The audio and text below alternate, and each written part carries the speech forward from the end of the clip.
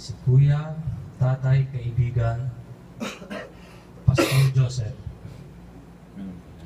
Just a simple person, a man of God, willing to surrender, itataas dalawang palad, ilalahad, kabutihan ng Diyos na dakila, ihahayag iyong salita, Ama na may likha.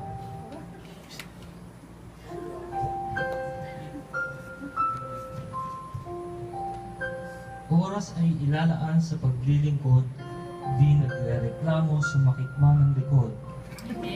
Magsusundo, maghahatid kahit wala pang tulog, basta sa pag-uwi, may nakahain na tapsilog.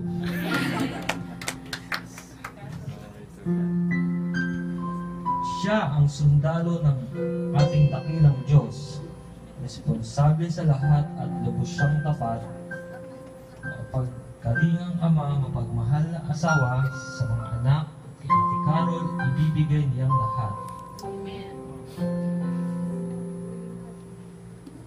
Everyday si Pastor kung siya'y manalangin para sa ating lahat.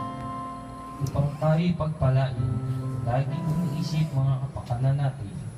Ang blessing ng Diyos ay ating kamtin.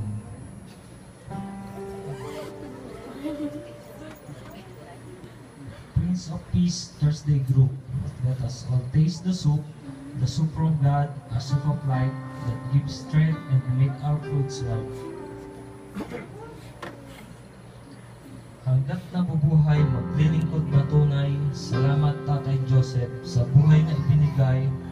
O Diyos ko, pagpalain at inyo po siyang gabayan. Purihin natin ang Diyos, isang malakas na palakpakan.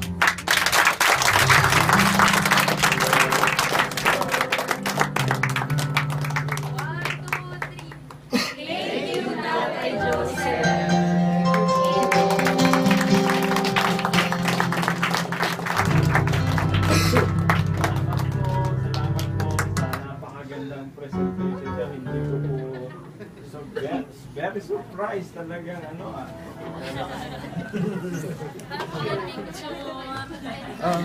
Grabe.